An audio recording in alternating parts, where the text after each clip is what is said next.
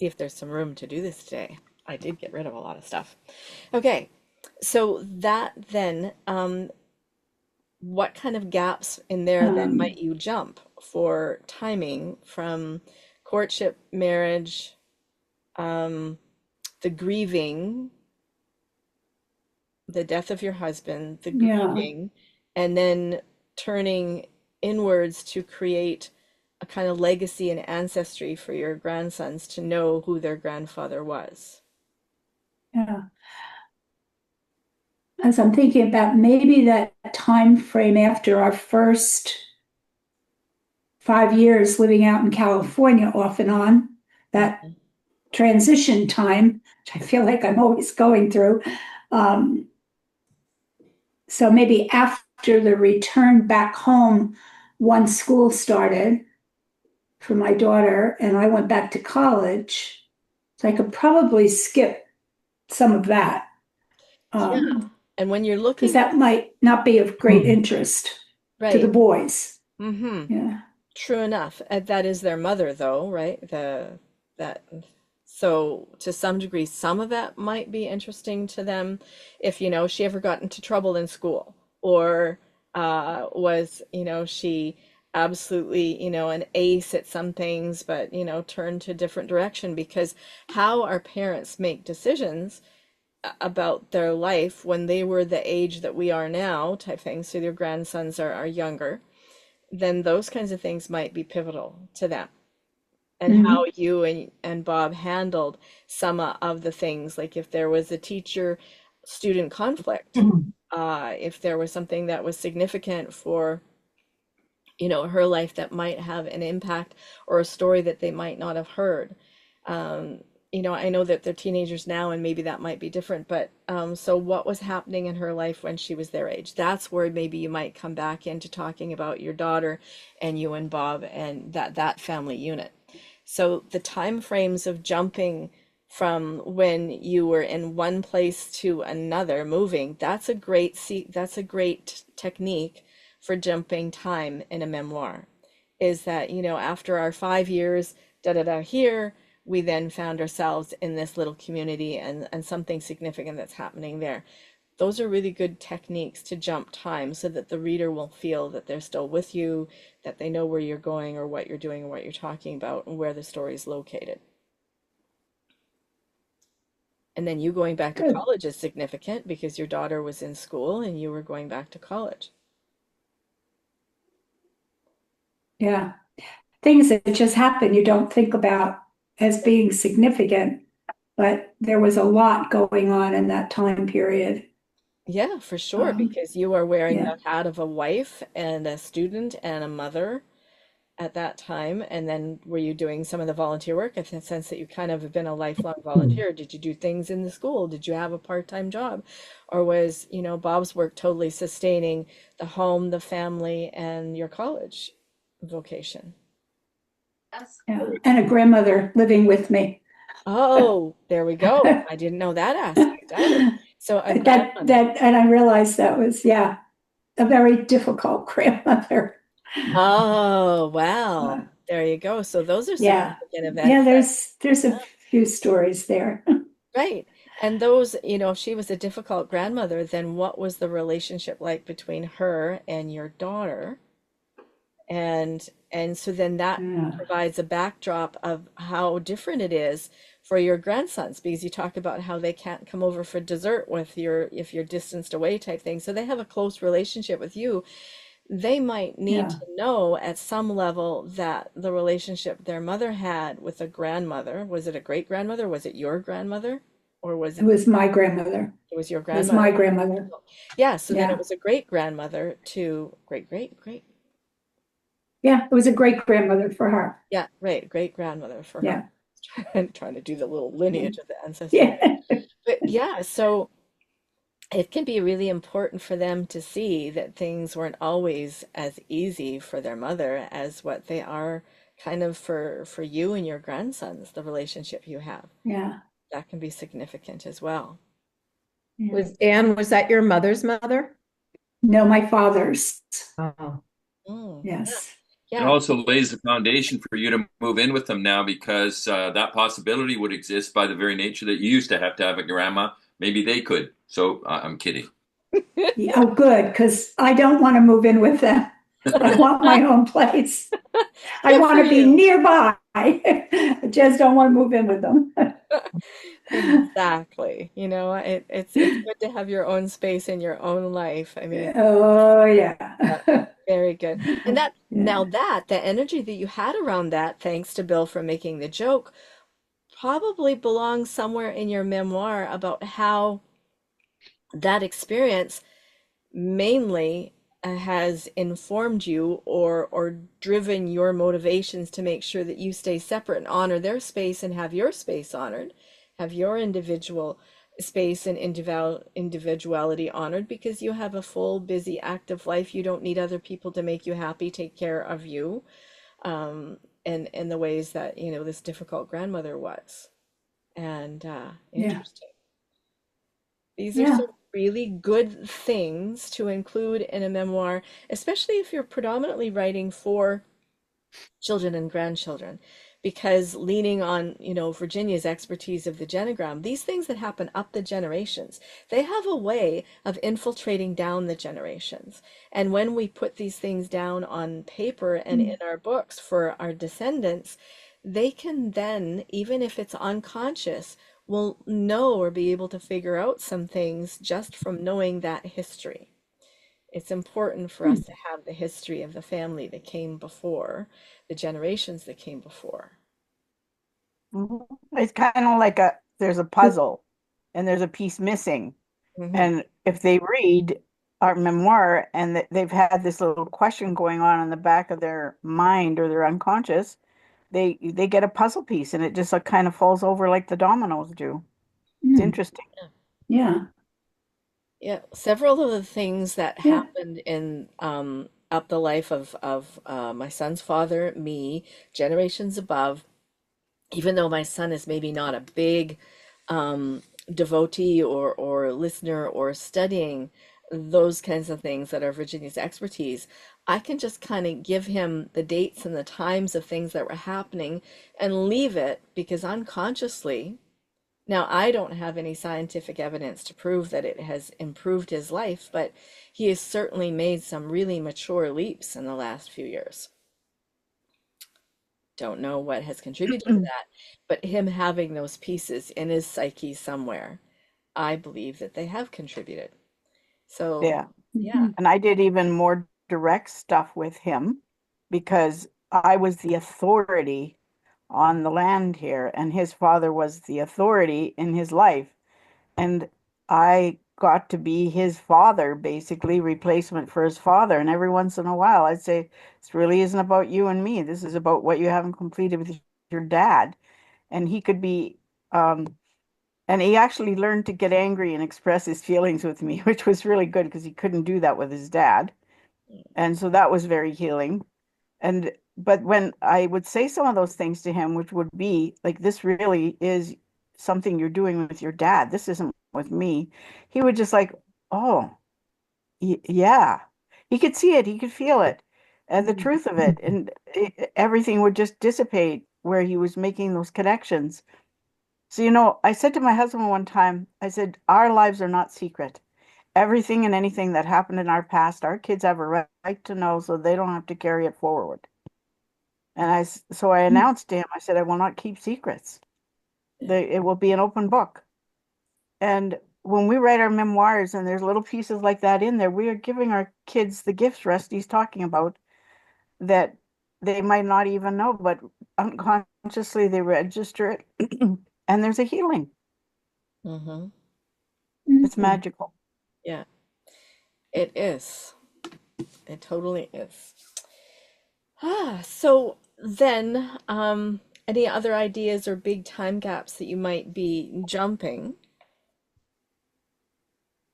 No, this was very helpful because I started to really focus on this and I thought, what do I leave out or what do I expand on? Hmm. So, Yeah. So if your daughter has any unfinished issues or resentments or upset about the grandmother, then those are really good things to kind of put in there and put in a way that, kind of an apology to your daughter that I'm sorry this, this my grandmother was difficult. And you wouldn't say it in that many words, but you would do it with reflection, Right. observation, much like Dorothy does Yeah. observation and reflection, so that then your daughter can go, ah, this wasn't easy for mom either, because as children, we want to be protected from those people, those things, those incidents and stuff. And sometimes our parents just can't because, like you said, she was difficult. And so there was tension and family drama in the house through those Yeah. difficulties. Yeah. Yeah. Awesome. So I hope that helps you narrow things Good. down and see that your Good. theme and your timeline dictate each other. Right. Cool. Yeah. No, Okay. that's great. Thank you. You're welcome. Okay, Barbara, let's see what kind of time gaps are happening now in this one because with the replacement child, when will I be good enough? You kind of went by sequence and you covered a lot in sequence. Now, with this one that you're writing strictly about some of the motherhood and you're using letters, I don't I think I was like kind of brainstorming in the email that I sent out that for you, the letters and the timestamps on the letters might be a way of showing that. Any other thoughts or questions, or where do I go with that? Yeah, that could work or thematic, but it doesn't have to be time frame, it doesn't have to be from the earliest to the latest. Yeah. That's what I appreciate about letters. Mm-hmm. Yeah, so even some of the letters that the letters could be in groups of themes and then yeah, so you don't necessarily have to worry then so much about timelines or jumping gaps because if the letters go on themes, yeah. So what Yeah. have you noticed is your predominant theme so far? Well, I mean, I guess there's letters to my kids. There's letters definitely from myself to my younger self, or maybe myself to my older self currently, to my mother, Mhm. um, to, well, Marilyn, to Mhm. Martha. So, friends, mother surrogates, I guess. Yeah. I have to go through my letters, which I've been holding off and just looking them again and probably putting titles on them and not just dates, as we all talked about, that titles might be better. Mm-hmm. So I have to do that. I think that's going to help me with the themes. Mm-hmm. Yeah, and I think that the letters to Marilyn and Martha, that you said something right there, that the mother's the surrogate, because even though Martha was a student, she was another woman that was in a similar age range as you, No, she was 19 years younger. 19 years younger. Um, but she was a mother and she had a child, right? If I remember correctly. She had two kids. Yeah, she had a very hard life. Yes. But I miss her a lot. And besides just missing her, I realized that she filled a void in my life of, a female who I could nurture and who Right. in many ways nurtured me. Yeah. Yes, so maybe that is the theme for that is the void, filling the void. Those might be the titles for some of um, those letters, filling the void. That is an interesting title to play around with, possibly too. Yeah. And it didn't seem to matter what age. No, no. And I think it's important that I think this is not just for you, Bill, I see you. I think that this is common for a lot of us. Now, I'd like to see if those of us who have, mother-daughter wounds, similar to Barbara, we don't get to compare pain, then is it common to us that we were seeking mother surrogates? Because I know I certainly did. I think that was part of the attraction of me of falling in love as I got to, woo another mother-in-law. Did I just admit that? Oops. Oh, yeah. Better to get a dog, female dog. Yeah. Okay, I'll keep that in mind. Although I'm really not so much of a pet person because I joke around that I had one child so that he could clean up his own poop and take it out. So definitely no cats for me and dogs. Well, maybe a dog in the farm would be okay because they can just go poop anywhere. You don't have to pick it up. Okay, anyway, thank you for that laughter. Um, so is it common? Like Virginia, did you seek mother surrogates out? I don't know if you did or not. I know you definitely sought out women friendships. Um, no, I don't think uh, I looked for a mother surrogate. Doesn't resonate with me. I'd have to get that. I'll put it on the clipboard, and if it shows up, I'll let you know. Yeah, I don't think maybe it did because you were persistent about chasing mom, and also you had the mom that had our dad. Now, I had the mom that abandoned me to other men and relationships, so that was a bit different Yeah. too. And I also had Charlotte, who was very mummish, mm, and but Mm. uh, I was also like a little mother to you, so I stepped out of needing mothering to being mother to mothering. Like you were my infant, really. I mm. know I was just 10, but Mm. it didn't matter. I did so much of your care that mom called me the little mother. Well, you stepped up because you wanted a baby. Yeah, I did. Yeah. I was gonna have one. Okay. And we were gonna live out in the little fruit stand cabin Okay. shed. Well, we're gonna circle back to Barbara about timelines and jumping gaps and letters and stuff if we want to have any more to cover after Bill. Bill. Thanks. It's actually a clarifying question for me. I, I'm not wrapping my head around establishing a timeline through themes that wouldn't still be in some kind of timeline inside a theme. Oh yeah, So I think so. Yeah. yeah, so I'm still in the and what would the theme like? I don't even know what to name themes if I was going to write about my kids or I Well, was going to. like early parenthood, early motherhood. Oh, I Um, got you. Okay, so okay, tentative. And within that chapter, right. it would seem logical to put that by dates Gotcha. in organization. Okay, that Mhm. takes care of it. Yeah. Yeah. Yeah, but that question does beg some more discussion around that. Is that Yeah.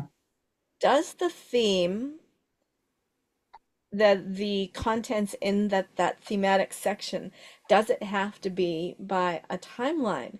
Because the theme itself might dictate a different order, because I think we have different realizations at different times, and a new realization might fit in this order in the theme instead of, like, chronologically. And I think that's the really difficult part of writing to prompts and writing as things come up is then, you know, the the sequencing of it, then when we put it all together. That's my big challenge for mine is, I've written all over the place to different things, and chronologically doesn't suit. So I might be looking at themes too and seeing how that goes together. So, like you said, early parenting, and then some of the letters in there from Jeffrey to you, from you to Jeffrey, from you to your mother about the grief she had and how she was forced into, not forced into, but convinced against all of her own maternal instincts to needing to grieve to become pregnant again, and that might all go together in that area. They might be large sections. There might be only 3 or 4 sections in your book, and then inside those sections maybe they will be timeline, but maybe not. Yeah. Maybe not. Yeah. It's hard to wrap my mind around how it's going to look. But Yeah. it does give me freedom that I don't have to be locked into a certain order. No, no, I do not lock yourself into a certain order, because then you might not be able to reach into the intuition of this piece really fits here. And it doesn't have to go before this piece over here just because this realization happened, or this interaction with my daughter-in-law has happened here, which reminded me of something with my mother. Like, all these things can really play, get you playing with the order of what your contents are going to be. Hmm. Yeah, and so let's see, all of these techniques that I put in the chat that I'm looking over here is, chapter breaks.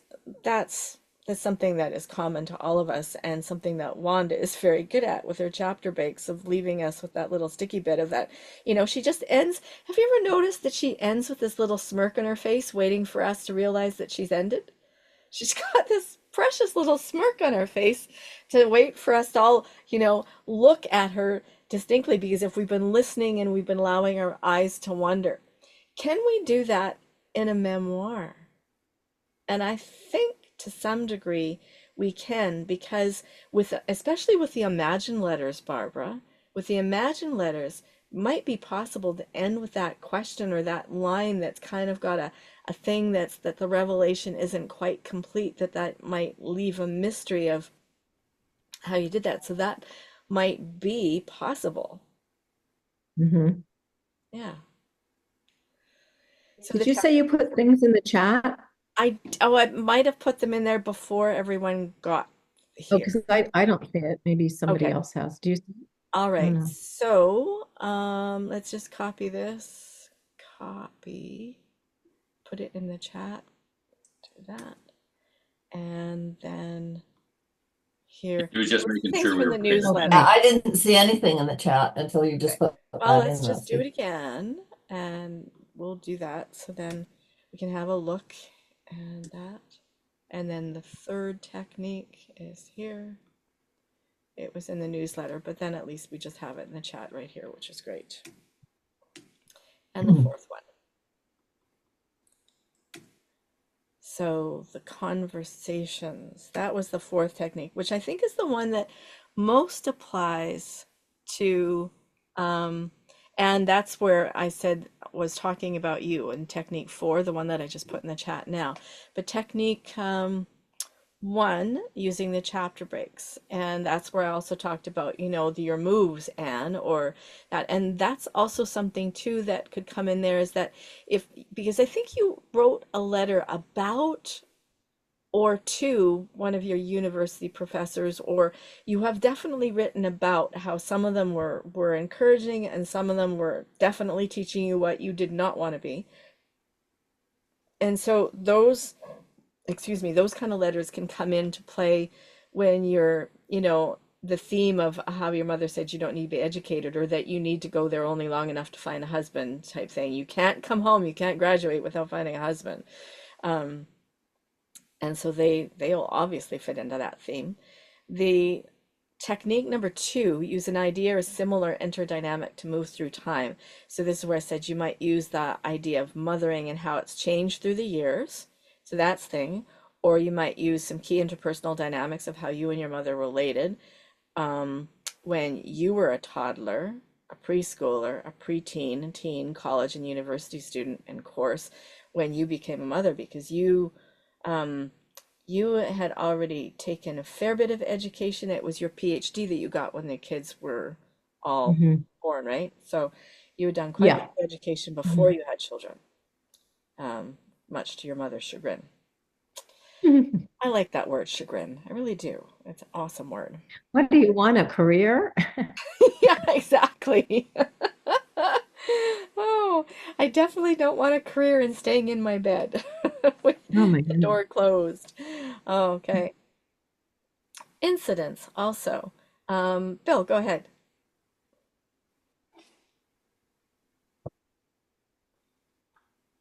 Is there not I'm making something up, but is there not a preconceived notion to anybody that's reading a memoir that it's going to be in some form of timeline that's based on months and years and decades? Is that not just kind of built into without even saying it out loud? But isn't that the expectation of our reader? I don't know if it's the expectation of the reader. I think it's an expectation in the industry, because memoir um is like, an autobiography. is the life from the first rattle to the death rattle, like, we were talking about Right. earlier, right? And Yeah. and so then memoir is different though, because it is not, it is a section, it is a theme, it is inciting incidents that, fit into that theme.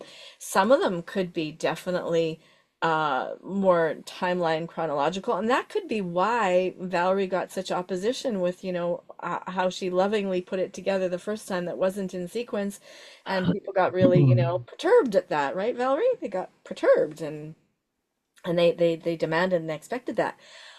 I and it makes sense too. Like when I look at Deepwater Passage by Anne Linnea, then that one is definitely chronological because it is a season of being on the lake and kayaking the largest land surface lake that is like as dangerous as an ocean or a sea to, lone kayakers. It was a season, but she goes back and forth in time with the incidents that she has. Now, I think this is the answer to your question, is that the metaphors she discovers when she is alone with the lake are tied in with incidents from her past. And those incidents from her past are not following a timeline. She's following the timeline of her voyage, of her trip kayaking. So there is chronological there, but the things that come up as she experiences the challenges of kayaking and storms and waves and darkness and not finding a shore to be able to launch on, or to beach on, then there are these moments. So it's chronological, but it's not. Those are rabbit holes or asides, but Yeah, there's an overarching theme in the book. It's for a chunk of time, and it's a chunk of time from August to September or whatever the yeah. conversation. Mm-hmm. Because that goes to the conversation that Virginia was having when she didn't get enough details about some things as the book progressed. Yeah. Because she made up a bunch of crap that weren't true, and it was all true, but she had to figure it out in her head. Yeah. So readers like Virginia and the test readers that Valerie had definitely want chronological. Do the readers get to dictate what we're doing with our memoir? No. No, If we want readers to say that this book really held them from beginning to end, we do need to keep that in mind. Fair question. Fair point to consider. Did that change anything about how you're thinking about putting your work together, your completed works together, Barbara? Yeah, I always have to think about my readers because the idea is I want people to read it. Yeah, But exactly. I think once I get into like organizing the letters, Hmm. then it'll seem more natural. It's still a little, you know, uh, unclear for me, but Hmm. we'll see. Yeah. Okay. Well, I, if I anything, think if I can jump in here, if I look at real estate, people have a construct in their head that isn't true. I have a house I'm going to sell. I think as the seller, I'm setting the price, and it isn't true. I can ask. I would like to sell my house for $10,000, but the person that buys it sets the price. I can reject the offer they give me. I want to sell it for $10,000, and they don't want to give me more than nine, and I go, well, I'm now. But they've set the price. I haven't. I've asked, but they can say no, and we've lost the sight of that. I think sometimes in all of our processes, you can get pissy with a kid who's not obeying, and I tell you right now, this is a perfect example where once the kid hits about two, you have no control over that child. You can influence them, but you can't tell them they're going to eat that or tell them that they're going to go to bed at a certain time. You can't. You can influence it, but they're actually the driving agenda, which is very disturbing for many parents. And so I think in the real estate game, it's the same thing. I'll set the price. I know we can sell it for now. The market's gone, blah, blah, blah. It's not true, but we hang on to it. And I think as writers, I don't like the idea of it having to be linear based on that was 1949, this is 1963. I don't like that. because my brain doesn't work that way. My brain works in, I got 27 different things jumping in at the same time, and they got nothing to do with August. They got everything to do with 27, whatever that is.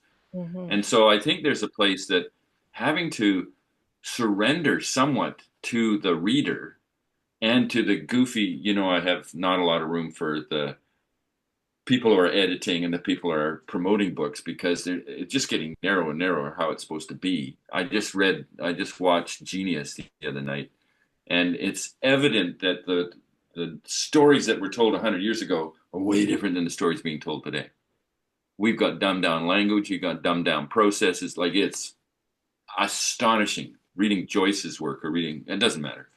So I think there's a place that, yes, we have to do what Barbara said, where we have to be aware of what the reader's going to do, but how do we get readers to be more flexible or to open up to a possibility if we just keep narrowing the scope for them?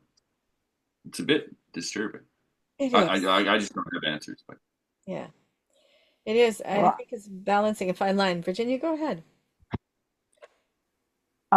along the lines of what Bill is saying, I think that transitions are the most important part of our stories, because if we are going back and forth at all, it's the transitions, it's the links between the information that are the important part. And I think that the reader can handle non-sequential or non-chronological if those really important transitions are there, or the theme that grabs it all together and makes it flow no matter how many times we move back and forth, because I intend to move back and forth a lot.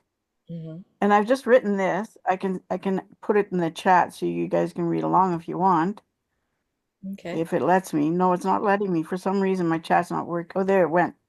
So I'm writing here. I'm thinking that I'm writing about myself in the now, which requires background information and stories to provide the foundation for my now stories, or theme. Theme might be more accurate there.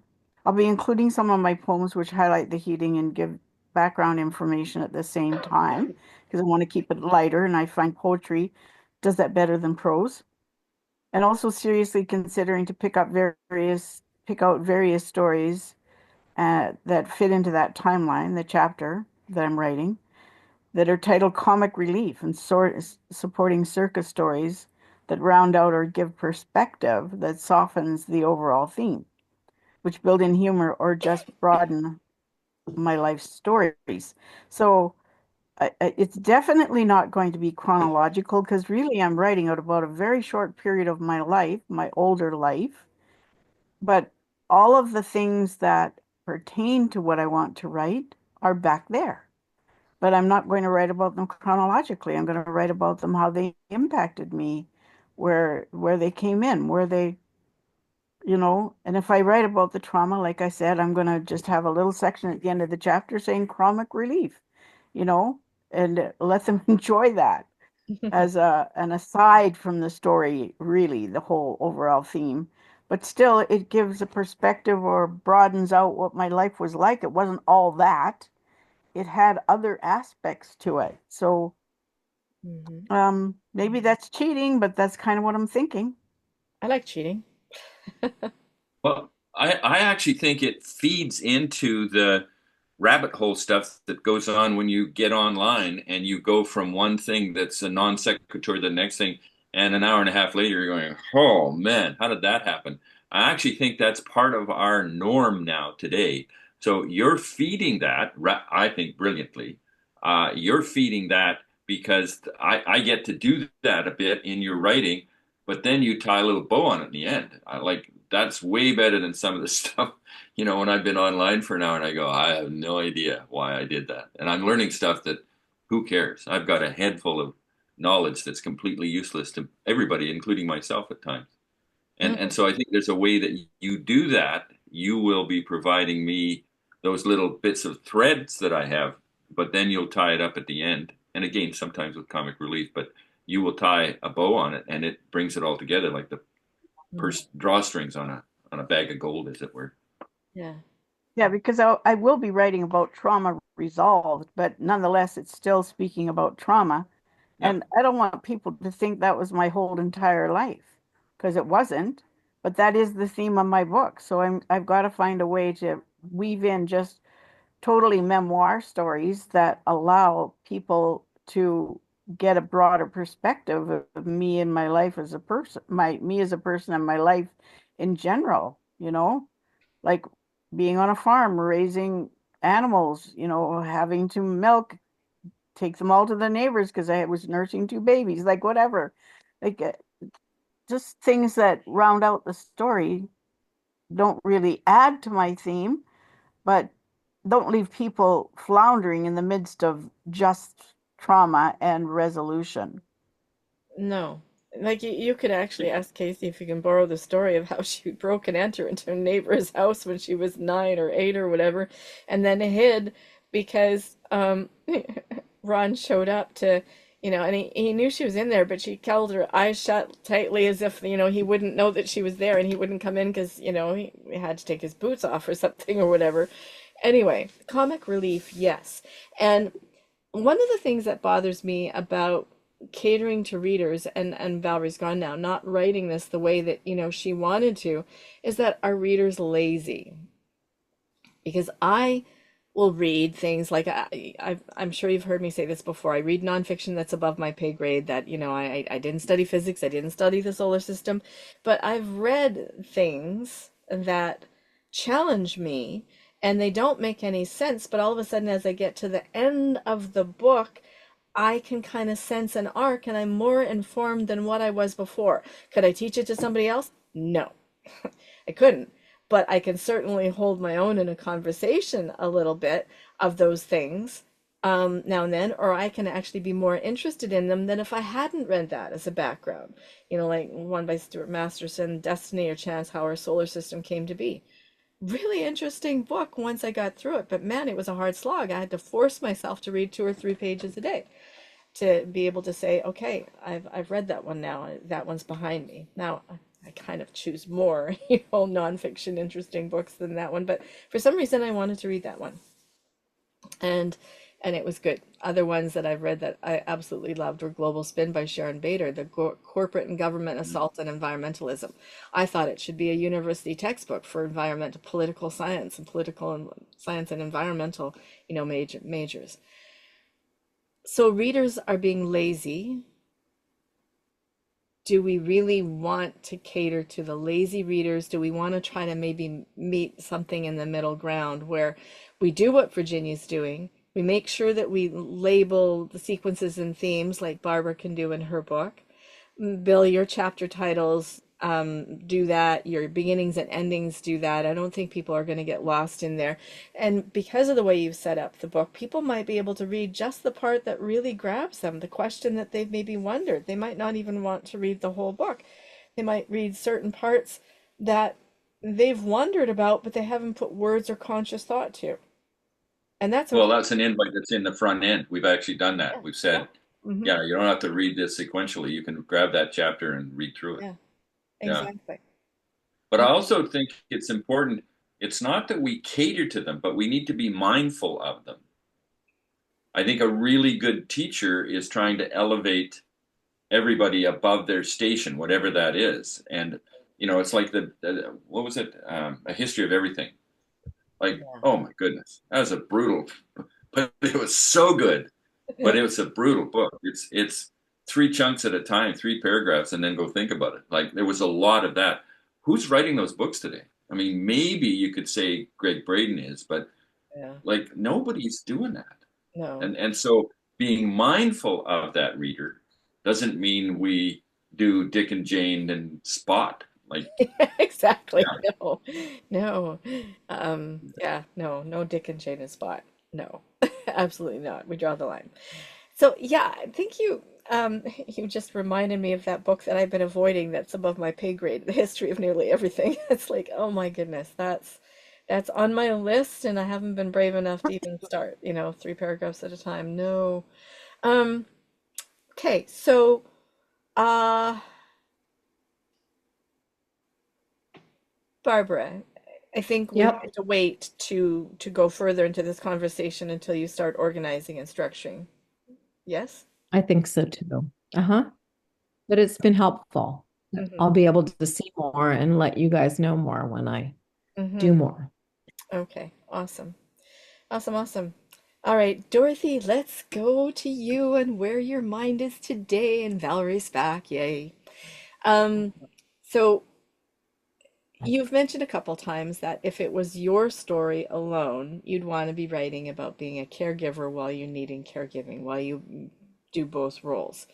But that's you're not feeling like that's your story and that your No, daughter is very private. actually, Hmm. um, no, actually, I think that when I guess what I was saying about, about caregiver stuff, I was sort of saying the things that are really consuming my time, Hmm. like running the home, doing like a lot of my income comes from riffs and lifts and stuff like that. And that means you've got investments, you've got, landscapers. It's much harder when you don't have a husband. But I think in terms of when you're saying something that you would carry through if you were writing these little capsules of your life. Hmm. And I think like my mother's death was a big one, it was a big event, right? Right. And I didn't actually um plan to write about it in detail or with any information. And then I sort of thought, well, because it's kind of something that pops up in your life again. Um, and then the other, I thought, oh, well, this is the group that was there. I thought, oh, I know this group. I can trust, I can share this. And then, since then I've looked at it and said, you know what? I don't need that much detail. I just need the impact, the basic, because some of the things, that I was adding at the end in terms of realizations, they didn't all come to me right away. Like the first one and always remembering what she said and that she was always with me. That came to me right away. But then some of the other ones came to me later as I went through my life. But what say when after she died and I went to live with my Aunt Leona and like I said, we were all called Mary, so we all went by our third names, right? Like if my mother wanted me, I was in the yard, she called me Dorothy, right? And if she wanted Mary, somebody Joyce, she called her Joyce, right? So I asked Aunt Hilda's daughter just in the last few years, why'd you call me Mary? Why'd you change my name? Being Mary Thompson. Well, she thought you would forget your family and the trauma and all that sort of stuff. And oh, okay. So then and I think maybe I had maybe nightmares or stuff. I sort of have spattering memories there. So then I went to Aunt Hilda's and everything was fine. But when I went to live with Beals, the type where I had the difficult point in my childhood, part of that is that about my mom's death, my mom, and I call her my mom, gave me a lot of misinformation. Like she said, she was Catholic. They wouldn't bury her in the cemetery. She was buried outside the cemetery. Do you want to in? And they were so anti-Catholic, and she would say things sometimes that were meant to hurt me.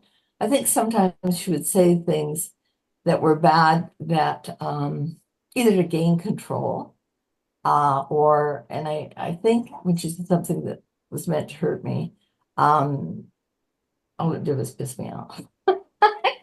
Because, Oh, yeah. because, So, that lawyer lady yeah, Dorothy was inside there all the time. Argument ready to yeah, argue.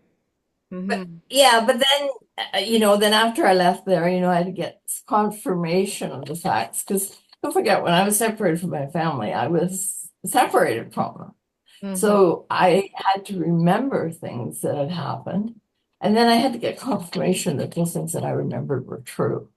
Right. And so I didn't get that till I was 14 or 15, Hmm. when, or maybe even later than that, when I would actually be able to check them with my sister Joan. It was probably more as an adult, or check them with my brother Keith, check them with people that were actually there and experienced the same thing, that only were older than me, right? And so it would kind of come there. And then like say for example, Aunt Hilda, she had a son that lived with her that had always just loved me to pieces. But he had had a brain injury when he was 16. So when I had taken my kids down to Ontario when Kent was a little guy and well, they were both little. And maybe Kent was 6 or 7. Anyway, he told them about my mom's death. He said, well, your grandma killed herself because she had too many children. And I didn't know he told them this until they told me later, right? That they didn't, I didn't tell them. And I said, well, that's not why. I mean, she really loved her children. It was, there's a lot of things that happen in people's life we don't necessarily understand. And then, so it's kind of the thing that sort of pops up in your life sometimes, like Yeah. then I did, like, say, for example, I did confirmation, as an adult. Like as confirmed in the Anglican Church, but I always wanted to check with churches what their feeling was on suicide, right? And so then Kent told Diana, his wife, that my mom, about my mom. I didn't know he had told her until she told me he had told. And just what about? And I said, well, I don't know. How is that important? Why are we even talking about it? And she says, well, I asked him why, we didn't, he didn't say anything about it. And he says, my mother doesn't really like talking about sad things. Just, and then then I get to confirm Ray's side of the story with him. And then Joan, like Mrs. Bills always told me that the grave, the Catholics hadn't let her in. So Joan said, that's not correct. So some 6 years after she was dead, just actually since Lionel's died, Joan took me out to the graveyard where she's buried, and she's buried in the Catholic, by the Catholic Church in the Catholic graveyard, just a few feet from her parents. And then even like just recently, Dawn said to me, well, Kiana says, or Kiana's mother, Diana says that Kiana's autism comes from you because there's mental illness in your family. And she said, what do you think of that? And I said, that's fair. I tell people that Kiana's autism comes from the fact that she was a piss poor mother. So we're even on that one. Don't worry about it. So I guess what I'm sort of saying is that by excluding that first little bit of the story, and I think it needs less detail. It just needs some of the transitions and the realizations in my maturity and letting go of it. Yes. Pop in as reflections in later stages of my life. So Yes. that would be something that would pop in, like when I realized, when I went to university and I thought, or even before that, even when I was living with Beals, I guess, I realized, no, I'm the one that has to control my life. Yes. And I've never lived common law. Well, I have a whole bunch of thoughts for you here, Dorothy. Okay. Yes. So I often say that readers are greedy, but I also say that readers will know when you leave something out. So I think other people in this group that have heard bits and pieces of your writing have always felt a little out of sync or out of joint or what's happening without that pivotal piece of your biological mother's death. Now, you're right, you don't need to do all the details. You don't need to traumatize yourself or the readers again with all the details. Some of the ways that you could do that even is that because Catholic churches were against burying people who had committed suicide in their cemetery. So that even is something that you could allude to there. And how also the themes that I was thinking of, mom one, mom two, mom three, and not Dr. Seuss style, no, but, little details that happened with all the things with the different women that stepped in to be a mother to you. And the outside of the graveyard wasn't an issue till I lived with Bealses. Yeah, and Like them I never heard that before. right, and them saying that one of them saying that, she wasn't buried in the Catholic cemetery, like you said here that she said things to hurt and all it did was piss you off, using your language, right? And so Yeah. those kind of interactions that you had are part of your story, and without that first pivotal story that you shared the other day, a lot of us, I hazard a guess here, we're lost, and now we're no longer lost.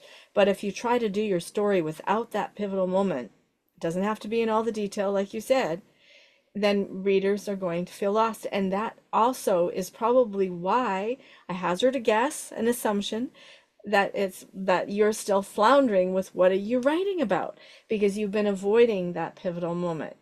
You've been avoiding that it is a fit, that it needs to be there in possibly vague terms, but not so vague that you're going to frustrate the reader enough to know that the last words that your mother said to you, that she was the angel on my shoulder, she, and the last words she said is, "Don't worry, Dorothy, it'll be all right."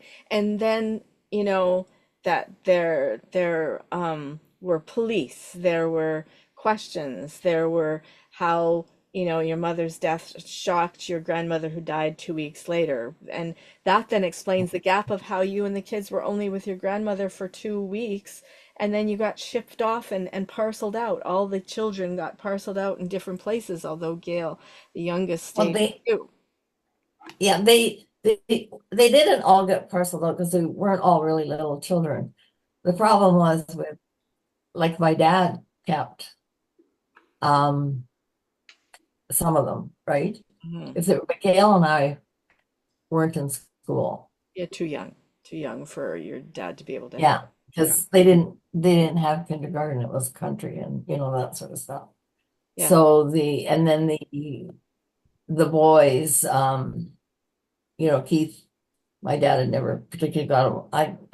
I don't know when that. I guess the thing is that a lot of what happened in their lives didn't, like Joan said, for you didn't know. And for us, well, everybody knew. So we just kind of lived with it because everybody knew where everybody was. yeah. Yeah, so as you visit your writing again, maybe look and see if the theme of mothers and mothering is part of what you maybe want to put together. Because the secrets and you not knowing and the older siblings knowing because they had the memories of this, and then how some of that was taken away by just the way that you were raised by the other relatives not telling you the truth, or not wanting to dwell on sad things. You said one of them, was that, and then, the kids that hear things, tell you things that are mistaken and stuff. That's all part of this story. So we'll come back to you again at another time after you think about that. We're gonna Yeah. go and see what but one last thing about that is that the way that you can jump timelines or gaps in your story is most easily by the different mothers and the different locations that you lived. You'd be able to use geography as a lot of the way that you jump, and how you eventually ended up, like, did you go to the University of Alberta for your law degree? Were you in Years out there. Calgary? I So did then both you, degrees yeah, in Calgary. because Yeah. you've had lifetimes in Ontario, in Saskatchewan, in Calgary, like in Alberta, and landing in Edmonton. So times, schooling, locations, geography, mothers, those might be the ways that you're going to find your way into telling the story. And whether or not you write it just for you to put it all together, it might still be just for you. And then you still might visit your Yeah. caregiving, because you can still talk about caregiving from your own personal point of view without um without causing any Well, aggravation to Dawn and her privacy. we did a lot of caregiving for her dad, Yeah, yeah, exactly. and I've got some great stories about Hmm. the how we had to do a Zoom funeral Yeah. Hmm. and There you how go. well that turned out. And, Yeah. just Okay. Well, thank you. I mean, so Valerie, you popped out at a moment when I think we were talking about how we don't want to cater to readers, but we also don't want to, assume that readers are lazy the way that, some of us are thinking here because your book, them demanding you to do it chronologically. I don't, now that you're doing it chronologically and you've got letters and dates, uh, I don't know if you have any big gaps that are going to leave the readers missing. Like, the exercise today is about how do you make big jumps in your timeline if you're following a theme, but the theme is touched upon from really early to much later. Do you think you have any big gaps that might leave the readers going, "Oh, what happened here?" Um, Well, the Wi-Fi went out here, so that's why I was missing.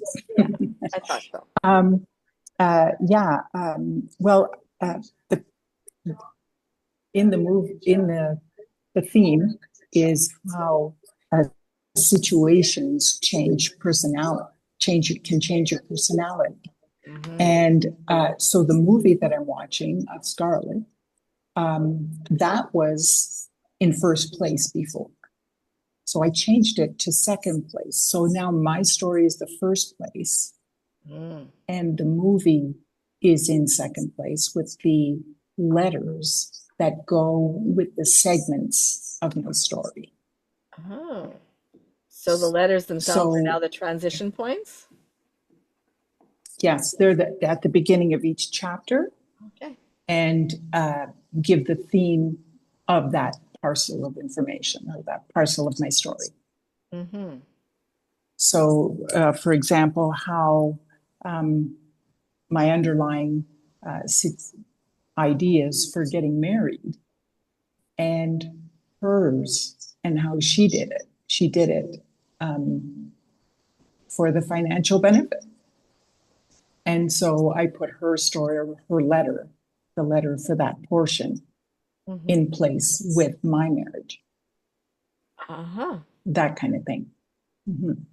Yeah, so the melding of So the she's, themes. Mm-hmm. mm-hmm. so so the uh, she only, I only felt she would give me a letter back at the end of the book.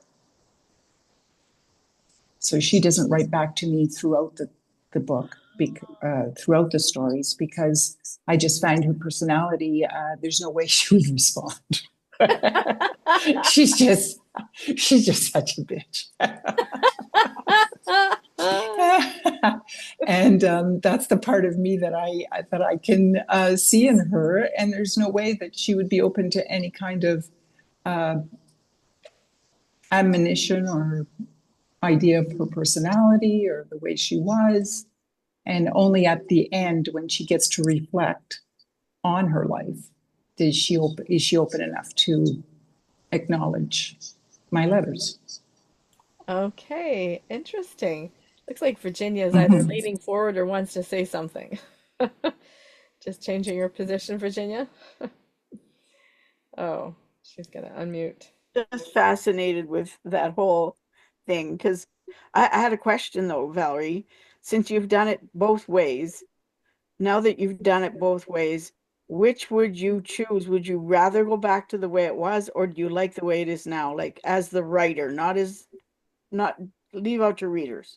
Okay, that's a good question because I think my like Bill, the way my brain works is not linear.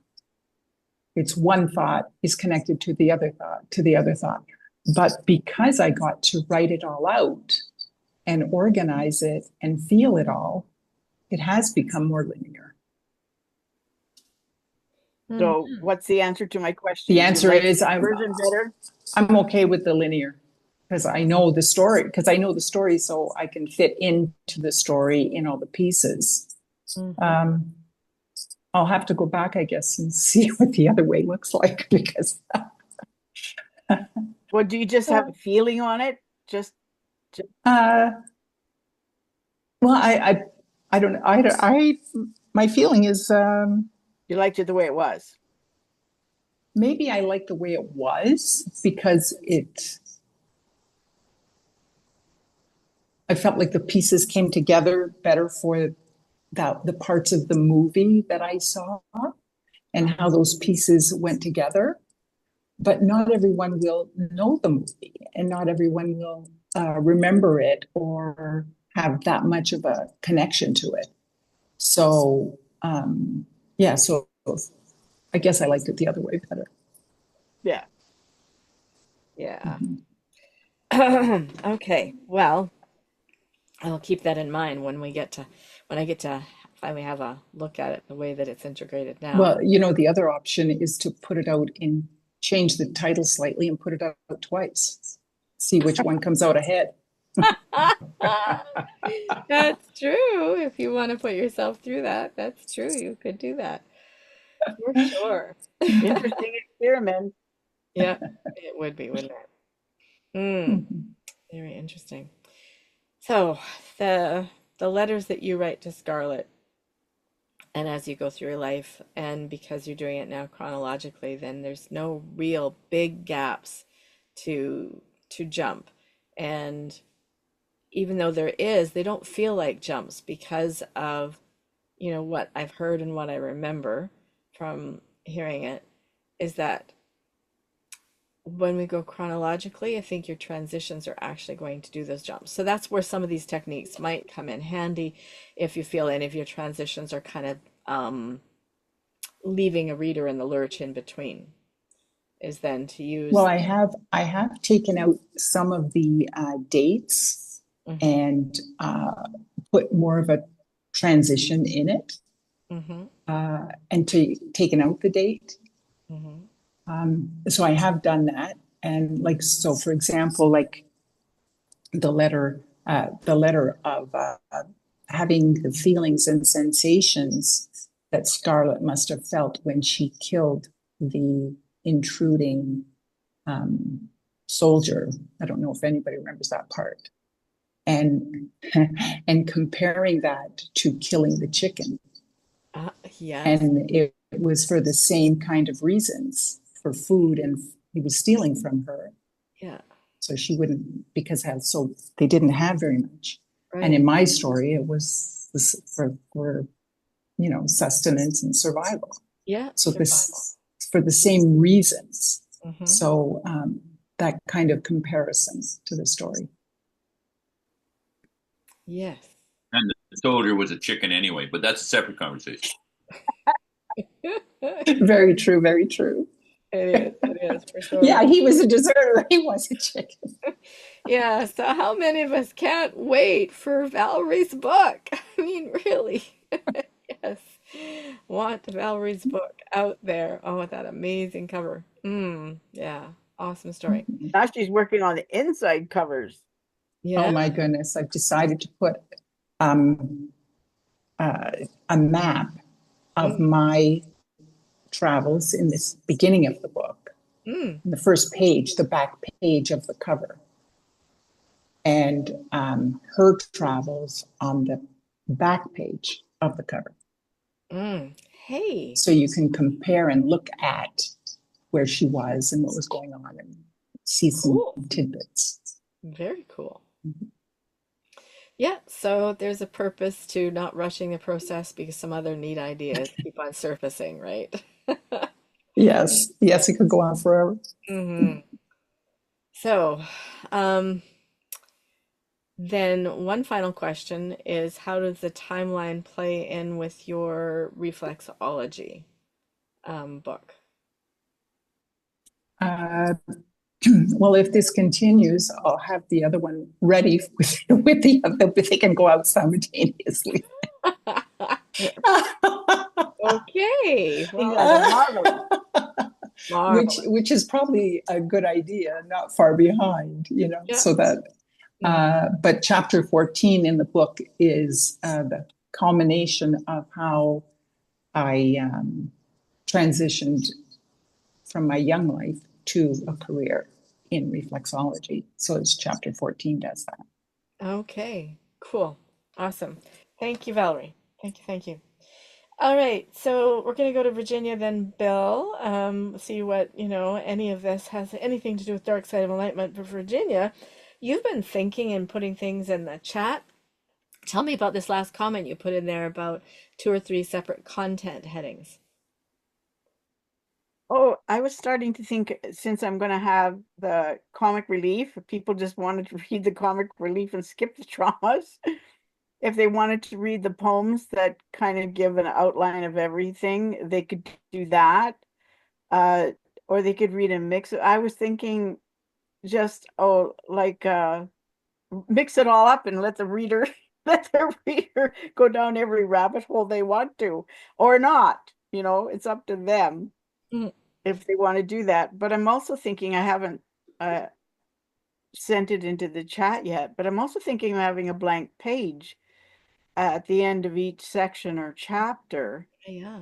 where readers can record their own genogram. Because I know when I'm reading books like this, I get epiphanies, I get thoughts, I get correlations with my own life, and to have a place to put that right there, um, it because I would often turn to the back of the book if there were any blank pages, and I'd put a reference to that page that gave me that epiphany or whatever, and then write a little note in the back. So rather than leaving them stranded, I thought maybe I'll just add that. And then I thought, well, I can also on my website have pages they can print off, or I can sell a companion journal that goes with the book, you Hmm. know. Yeah. So I've had all these different thoughts. And so I wrote up a little thing in the chat here to ask people what they think, if that's okay. Well, Um, the comment you put in yeah, earlier or that you're putting in now? no, it's one that I've got here that I haven't put in yet. Okay, well, So, but let's have the a look. earlier one is really my timeline stuff. My timeline is really, it's not as if it's a specific time. It's like the healing journey, which is all kind of smushed into one.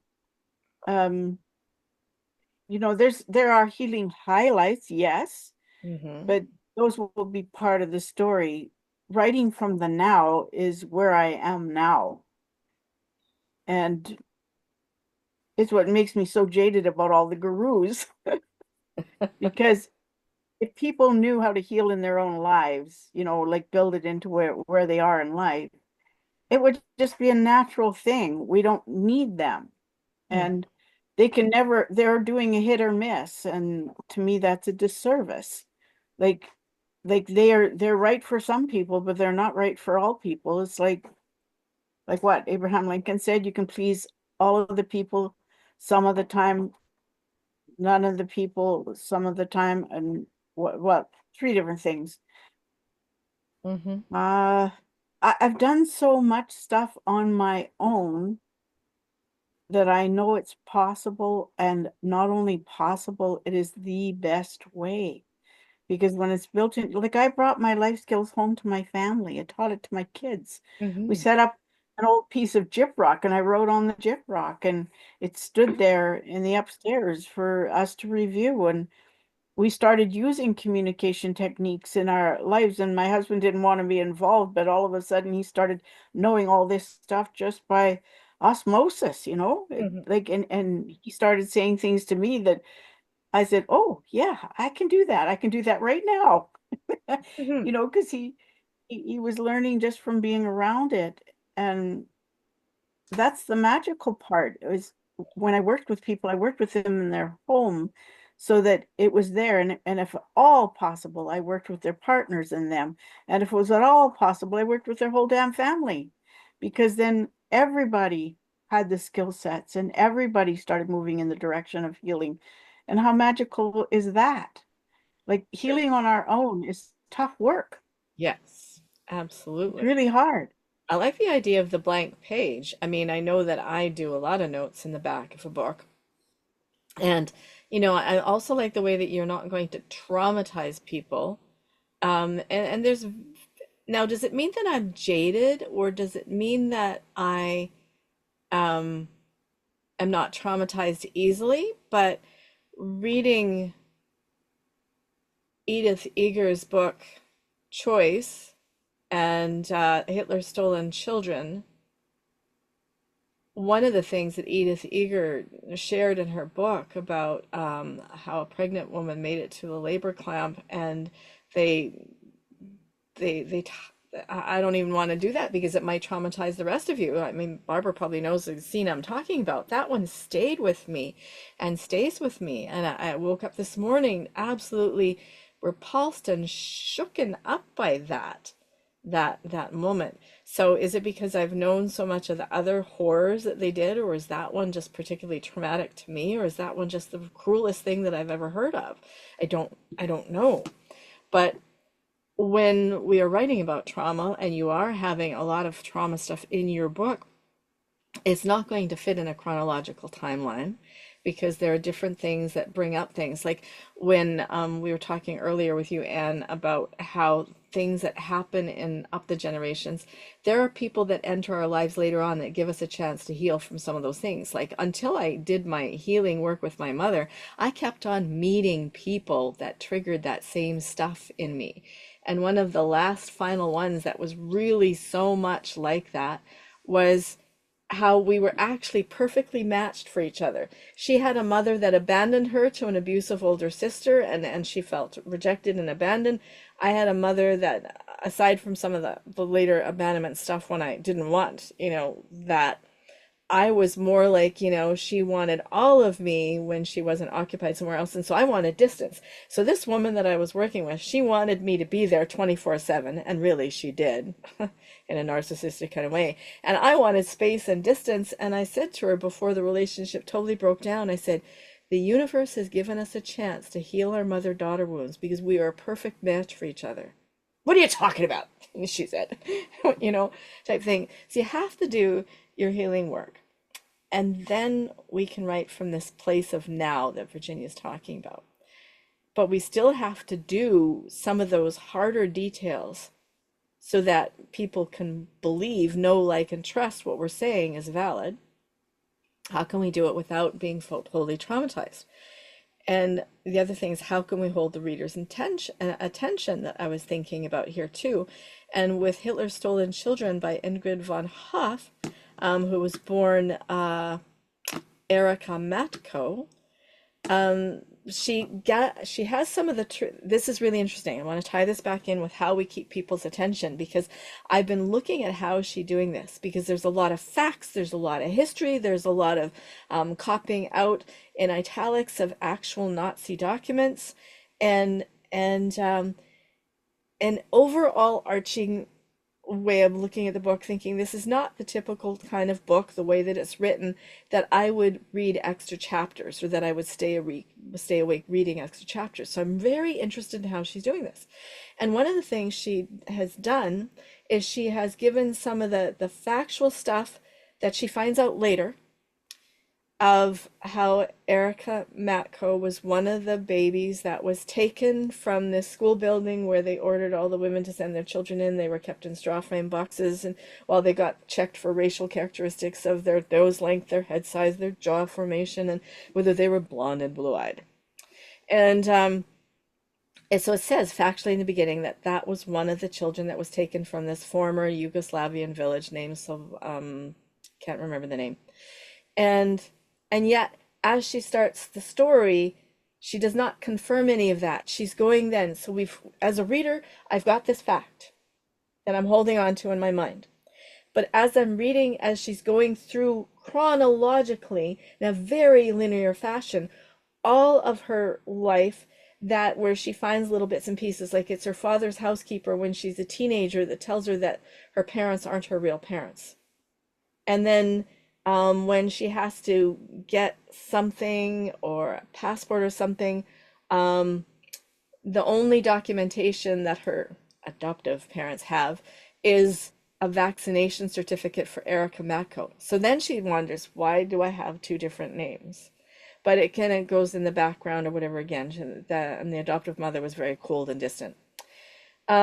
And so she's got my attention, and she's holding my attention, and she keeps on holding it, and she keeps on dropping more history and more stuff in.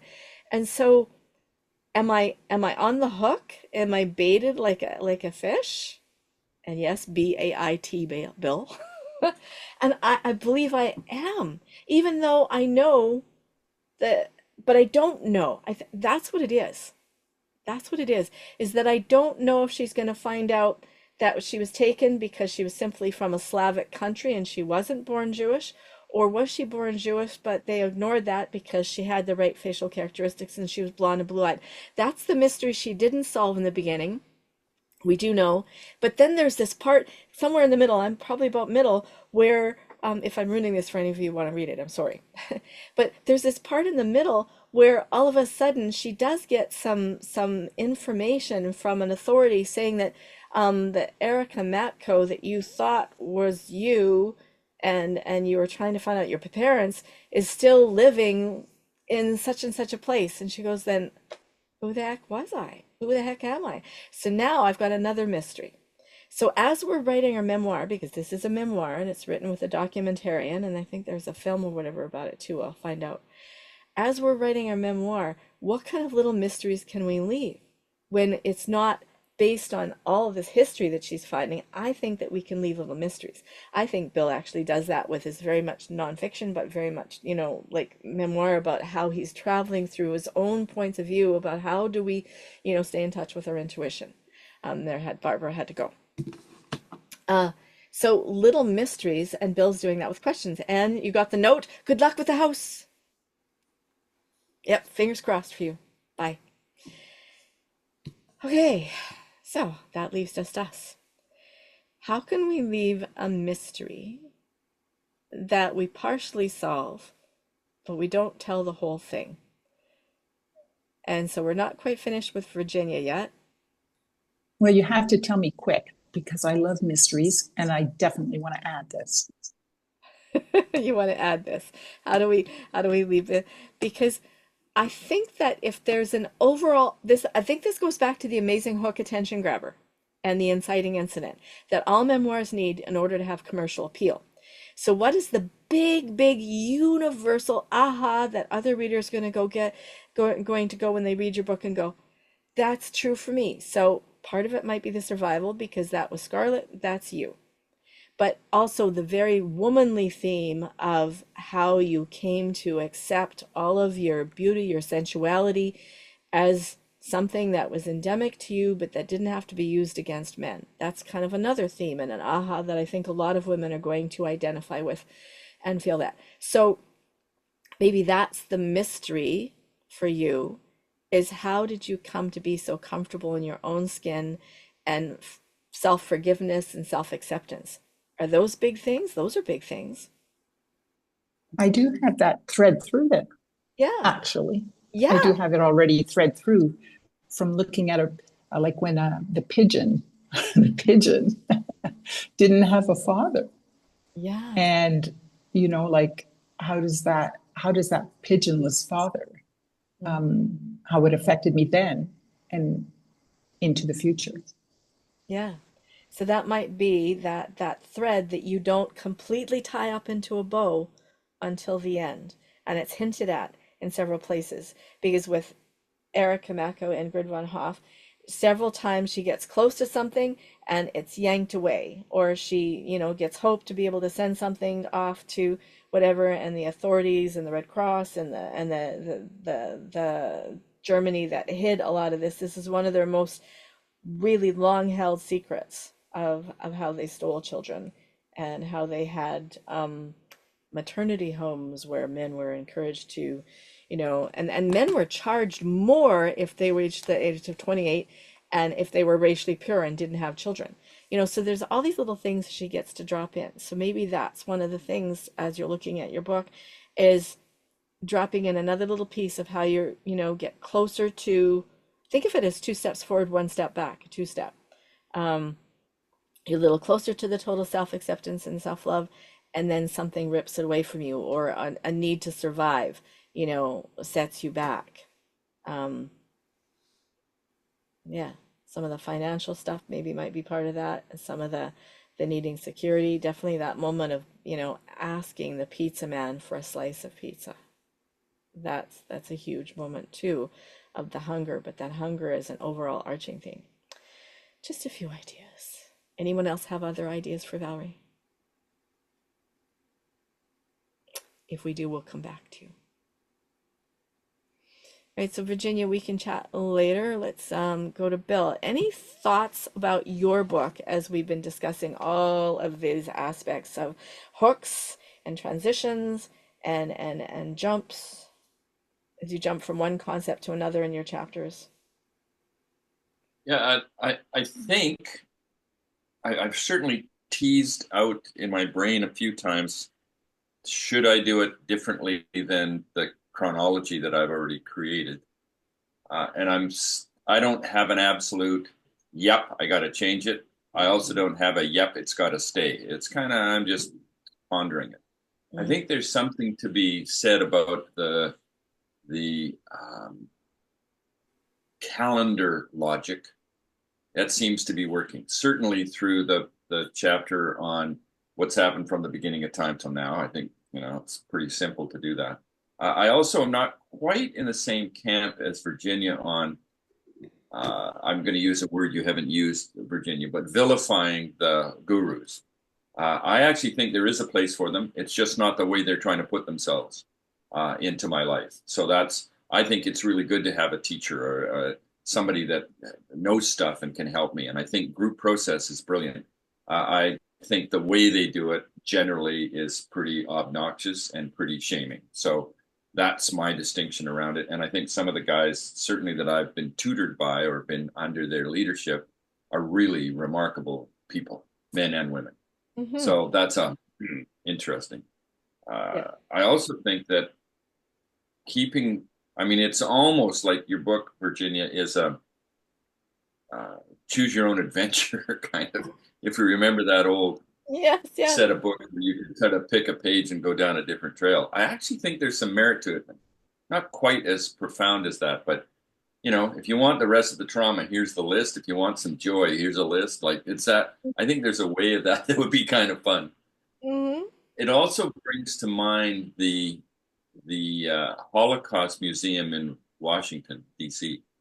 I was in it just after it was built, and it's probably one of the most hooked I've been in anything. And I read all of a whole ton of stuff on the Holocaust and was quite keen on learning it over the course of my lifetime. And Eichmann's work and Doctor of Death, all those things. But what was profoundly brilliant for me, and it really applies to this stuff that we're writing now, we're all trying to figure out together. You were given a passport, and then you could go anywhere in the museum to see if the person on the passport had been a part of this part of the town or that part of that village or so you could kind of just willy-nilly your way through an amazing maze of things. Really well done. But you were asked not to read the last page of the passport to find out whether the person lived or died. So my wife at the time and we went through it, and there was a place also when you ended to go over and sit and be in the pain of having lost the person you just tracked a piece of their life through, or the other side where somebody won and there was cheering, and it was in the same room. So there was an experience that was profoundly brilliant, because I'm in tears when I found out that my guy died. I was in tears. So was Anne. We could not believe that our two people had passed, because they'd done all good stuff and they dodged a lot of bullets and all this stuff. And then there'd be people on the other side of the room that were laughing and cheering, which is kind of how we go through our lives. And it was truly a remarkable experience. Like, it was brilliant. So I think there's a way that even when we tell our stories, and certainly the tale of the horror that we've gone through with many of our traumas, we are still here. Mm-hmm. And we do have pretty amazing lives. Fairly privileged, I got it. But there's a place that we've risen above a lot of crap. Mm-hmm. And I think that's good for people to know at the end. And so I think there's a place in that my rewriting of anything to change some of the rabbit holes is probably not going to happen, but I'm still open to how to best to deliver this to the world. Mm. And no, I don't have the power and authority and ability that Val's got in terms of putting 2 books out at the same time. Holy shit, that's just insane. But I fully support your genius. So Yes, that's as we all do. yeah, Yeah. yeah, Well, I yeah. So that's where I am. Yep. Oh, I'm liking the order of your book. And as far as what you're saying about Virginia choosing your own adventure, that's how Ambika did her book. She did the fictional essays of Cupid talking to Cupid as a bastard, talking to Cupid, Yeah, and she did the poetry that was kind of her memoir in those moments in between things of that, and then she did her recipes and she did her her nonfiction type thing, and in her table of content she had symbols to show if they wanted to read the Cupid as a Bastard fiction in sequence, if they wanted to read this part in sequence, if they wanted to read this and stuff. And so yeah, it was interesting how she did it.